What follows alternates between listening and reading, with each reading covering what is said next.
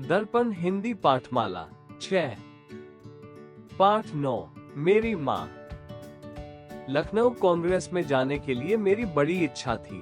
दादी जी और पिताजी तो विरोध करते रहे, किंतु माताजी ने मुझे खर्च दे ही दिया।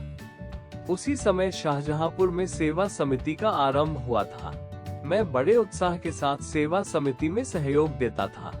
पिताजी और दादी जी को मेरे इस प्रकार के कार्य अच्छे न लगते थे, किंतु माताजी मेरा उत्साह भंग न होने देती थी, जिसके कारण उन्हें अक्सर पिताजी की डांट फटकार तथा दंड सहन करना पड़ता था। वास्तव में मेरी माताजी देवी है। मुझमें जो कुछ जीवन तथा साहस आया, वो मेरी माताजी तथा गुरुदेव श्री सोमदेव जी की कृपाओं का ही परिणाम है। दादी जी और पिताजी मेरे विवाह के लिए बहुत अनुरोध करते, किंतु माताजी यही कहती कि शिक्षा प्राप्त करने के बाद ही विवाह करना उचित होगा। माताजी के प्रोत्साहन तथा सद्व्यवहार ने मेरे जीवन में वो दृढ़ता उत्पन्न की कि किसी आपत्ति तथा संकट के आने पर भी मैंने अपने संकल्प को नहीं त्यागा। एक समय मेरे पिताजी दीवानी मुकदमे में किसी पर दावा करके वकील से कह गए थे कि जो काम हो वो मुझसे करा ले।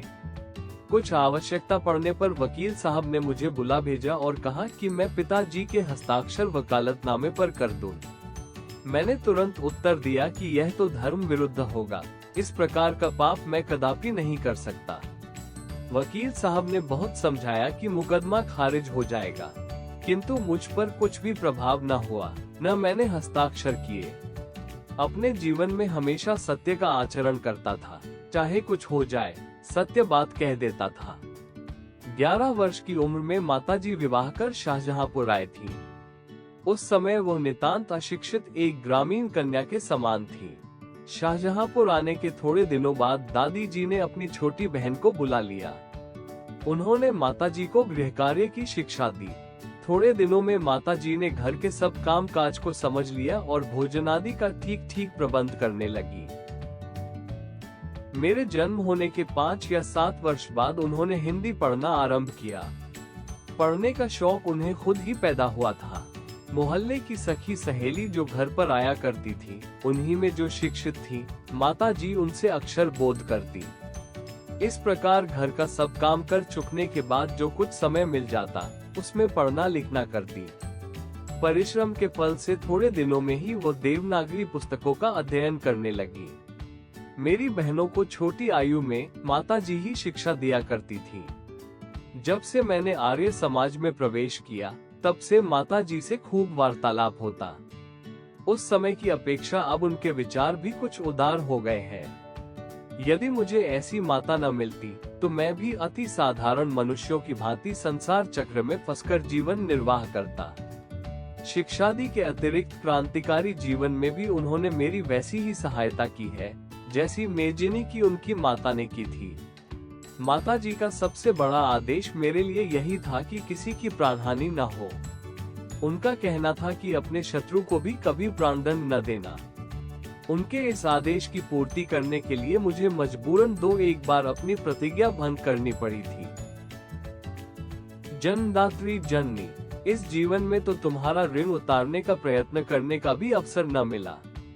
इस जन्म में तो क्या, यदि अनेक जन्मों में भी सारे जीवन प्रयत्न करूं तो भी तुमसे उऋण नहीं हो सकता। जिस प्रेम तथा दृढ़ता के साथ तुमने इस तुच्छ जीवन का सुधार किया है, वो अवर्णनीय है।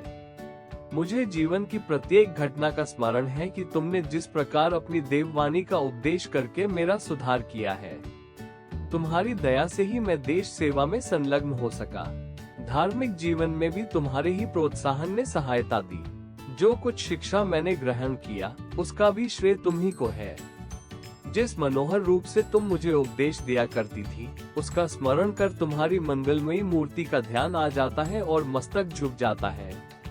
तुम्हें यदि मुझे ताड़ना भी देनी हुई, तो बड़े स्नेह से हर बात को समझा दिया।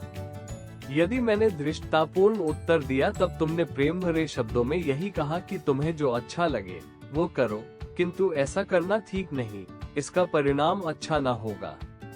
जीवनदात्री, तुमने इस शरीर को जन्म देकर केवल पालन पोषण ही नहीं किया, किंतु आत्मिक, धार्मिक तथा सामाजिक उन्नति में तुम ही मेरी सदैव सहायक रही। जन्म जन्मांतर परमात्मा ऐसी ही माता दे। महान से महान संकट में भी तुमने मुझे अधीर नहीं होने दिया।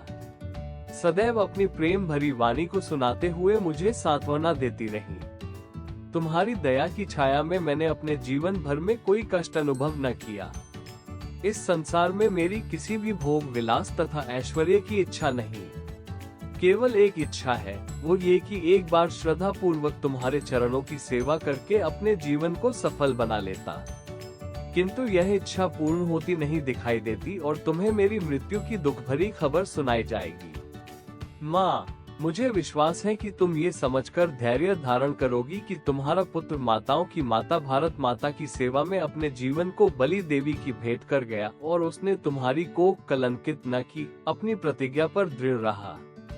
जब स्वाधीन भारत का इतिहास लिखा जाएगा तो उसके किसी पृष्ठ पर उज्ज्वल अक्षरों में तुम्हारा भी नाम लिखा जाएगा। गुरु गोविंद सिंह जी की धर्मपत्नी ने जब अपने पुत्रों की मृत्यु की खबर सुनी तो बहुत प्रसन्न हुई थी और गुरु के नाम पर धर्म रक्षार्थ अपने पुत्रों के बलिदान पर मिठाई बांटी थी। जन्मदात्री वर दो की अंतिम समय भी मेरा हृदय किसी प्रकार विचलित न हो और तुम्हारे चरण कमलों को प्रणाम कर मैं परमात्मा का स्मरण करता हुआ शरीर त्याग करूं।